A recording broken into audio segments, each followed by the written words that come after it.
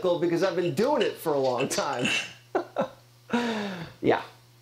Let's bring in Senator John Kennedy, who's been ruminating over the heated sidewalks and the drainage of the stockpiles. Senator, your thoughts? Well, first, Jesse, forgive my voice. I've been campaigning hard. What you just said about the so-called infrastructure bill is why I voted against it. It's only 23% real infrastructure. It has some good stuff in it, but it has a lot of really bad stuff. And I'm not going to buy a car to get the cup holders.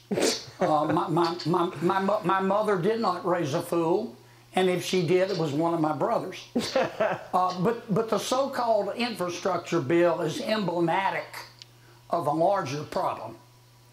The American people have learned over the past 20 months that if you want something screwed up, President Biden is your man. It has been 20 months of misery and vexation, and Homer Simpson goes to Washington. I mean, pick your issue.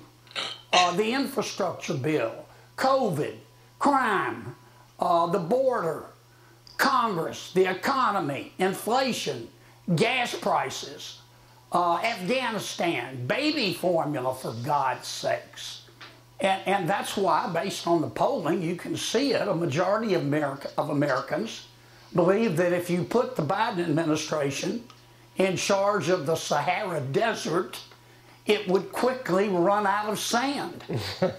Now, we need to ask why, though. That's important. And the answer is straightforward.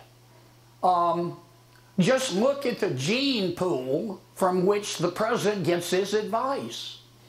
The wokers, the journalism professors with their comment-worthy man purses, experts like James Taylor and Vice President Harris.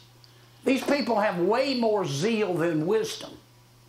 And they have turned our president into a caricature of this nice, elderly gentleman, maybe on a day pass from the nursing home, happily eating ice cream and wandering around the country saying, well, the economy is slowing and prices are rising and your 401ks are crashing because the economy is so good and my policies are so good. And nobody's believing it because it's not true. Well, at least a town in New Hampshire has a $20 million heated sidewalk for the drug-addicted homeless people to sleep on when it gets cold. Coming up, Democrats are killing the seafood industry. The world